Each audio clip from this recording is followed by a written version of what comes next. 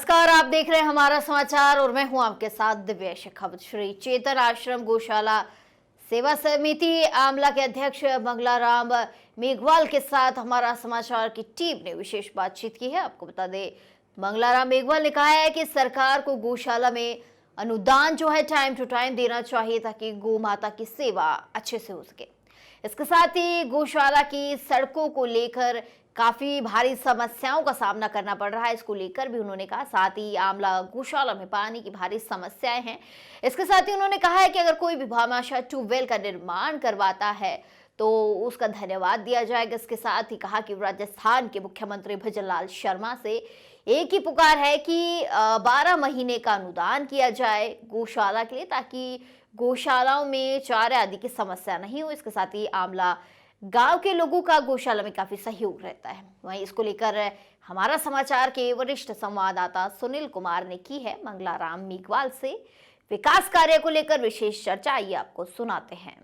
नमस्कार, स्वागत है हमारा समाचार में। आज हम मौजूद हैं जो आमला गौशाला है उनके जो अध्यक्ष साहब हैं, जो लगातार 12-13 साल से इस गौशाला के अंदर अपना मैनेजमेंट कर रहे हैं।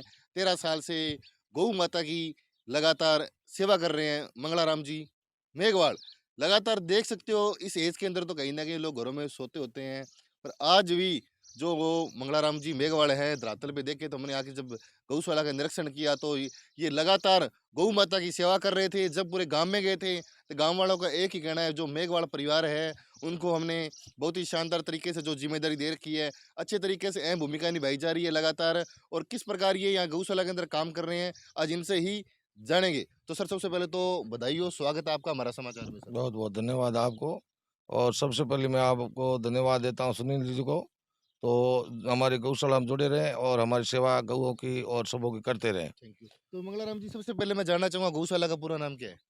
मेरी गौशाला का नाम है श्री चेतन आश्रम, गौशाला आमला फाटा फड़ोदी नागौर रोड। हाँ जी। तो सर ये 13 साल का संघर्ष किस प्रकार का रहा? 13 साल के अंदर आपने किस प्रकार भूमिका निभाई थी? बहुत अच्छी निभी, गाँव का भी सहयोग मिलता रहा और भमाशा भी मिलता रहा। बहुत अच्छा निभा और अब 2 साल हो गए मेरे को डोनेशन भी मिल रहा है गवर्नमेंट से, बहुत अच्छा मिल रहा है। और अब आगे दिव्या कुमार जी को बहुत-बहुत धन्यवाद देना चाहता हूँ, जो 15% बढ़ाए और गायों के लिए उन्होंने इतना बड़ा बीड़ा उठाया। और जो आगे भी पहले भी लोग करते थे, अब उन्होंने उठाया तो और भी बहुत-बहुत धन्यवाद है उनको।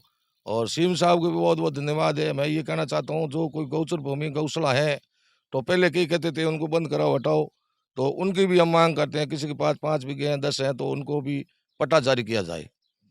तो सर जैसे देखा है लगातार अब जो आपकी गौशाला है उसके अंदर कितने गौ हैं सर, कितने मजदूर काम कर रहे हैं? मेरी गौशाला में 5 मज़दूर काम कर रहे हैं, टोटल 130 गाय है मेरे पास। उसमें 25 गाय मेरे पास बिल्कुल अंधी है जी। और 3-4 है जो बिल्कुल पंगली है और विकलांग गाय है मेरे पास पूरी। पूरी जितने पशु है विकलांग है, दूध वाला एक भी नहीं है। कभी भी आप चेक कर सकते हो, 2 थन, 1 थन, 3 थन ये गाय मिलेगी आपको। तो सर बात करेंगे जैसे मंगलाराम जी लगातार 13 साल से आप इस गौ माता की सेवा कर रहे हो, तो गौशाला के अंदर आपने कौन-कौन से विकास कार्य करे हैं? जैसे गौशाला के अंदर जैसे शेड का निर्माण हो गया, काफ़ी सारी समस्या होती है उसको लेकर क्या कुछ? समस्या के लिए तो मैं ये कह रहा हूँ थोड़ा-सा हमाशा कम है मेरे पास, तो मैं चद्दरों का भी बनाया हुआ हूँ छपरा और खेली भी 2 बनाई हुई है, अंधों के लिए अलग है और स्वास्थ्य पशुओं के लिए अलग है। और चद्दरों का भी छपरा है 60 बाई 20 का और खीपों के छपरे हैं मेरे पास 60 बाई 40 का, 20 का, मतलब 200 फुट छपरे खीपों के भी हैं। इसलिए ठीक चल रहा है अपने आराम, गाय खीपों की छाया में ठंडे में आराम रहती है। मैं तो सभी गौशाला को भी कहता हूँ, जो गौशाला चलाते हैं उनको ये कहता हूँ भी गर्मी में जो होती छिरकी है, खीप है, किसी के नज़दीक है तो उसका बनाए तो गाय ठंड में आराम रहेंगी, सूख पाएँगी। और चद्दरें हैं वो गर्म होते हैं, लाइट कट जाती है, जेठ बैसाख में बहुत धूप पड़ती है, तापमान होता है, तो उस टाइम वो गाय थोड़ी दुखी होती है। तो गौशाला चलाने वाले संचालकों को सबको मैं हाथ जोड़ निवेदन करता हूँ, कि सबसे पहले तो गायों की छाया के लिए खीपों के गर्मी में छपरे बनाएँ।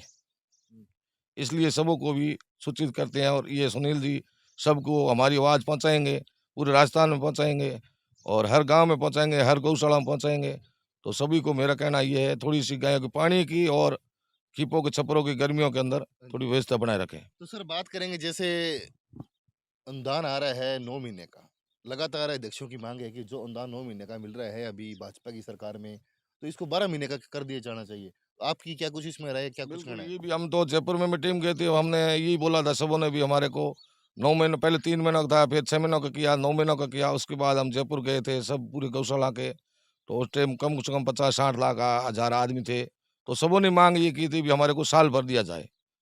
और अभी हम ये माँग करते हैं भजन लाल जी शर्मा जी से और हाथ जोड़ के निवेदन करते हैं कि भी हो सके तो आप 12 महीना का गायों का करें, 15% बढ़ाए उसके लिए तो आपको बहुत ही बहुत धन्यवाद है। पर आगे भी ये कहता हूँ हो सकते है आप 12 महीना का कर दो, तो गौशाला का पालन-पोषण थोड़ा आराम से हो जाएगा।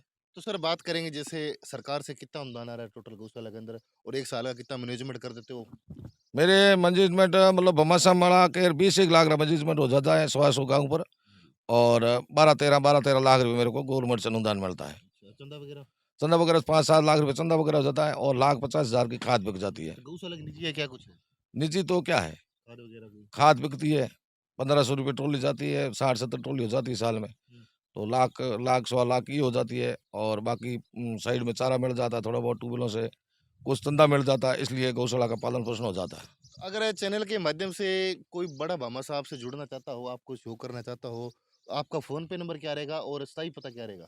फ़ोन पे नंबर मेरा यही है, भी सही पता दिए चेतन आश्रम गौशाला आमला फाटा मैंने बता दिया हुँ। और मेरा फ़ोन पे नंबर खाता नंबर मेरा फ़ोन नंबर है वो है 8104526659 अच्छा, ये फ़ोन पे नंबर ये आपका? मेरे फ़ोन पे है और हिंदी में भी बोल देता हूँ 810 452 6659 ये मेरे फ़ोन पे नंबर है।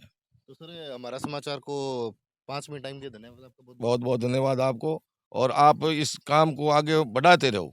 आप जवान हो, हम तो अब बूढ़े हो गए, तो आपको मेरा हाथ जोड़ कर निवेदन है जितना हो सके मेहनत करके ये काम को बढ़ाओ और गौओं की सेवा करो। धन्यवाद। बहुत-बहुत धन्यवाद तो आपका। आप देख सकते हो लगातार जो वो मंगलाराम जी मेघवाला उनका एक ही कहना है, बिल्कुल आप जवान हो, हम बूढ़े हैं, पर कहीं न कहीं आप जिस तरीके से काम कर रहे हो, बहुत शानदार तरीके से काम कर रहे हो लगातार, गौशाला की लगातार जो आवाज़ उठाते हो, क्योंकि कहीं न कहीं गौशाला की जो आवाज़ है, वो टिब्बों में ही सिमट जाती है। धरातल की बात करें तो क्योंकि वहाँ कभी मीडिया पहुँची ही नहीं।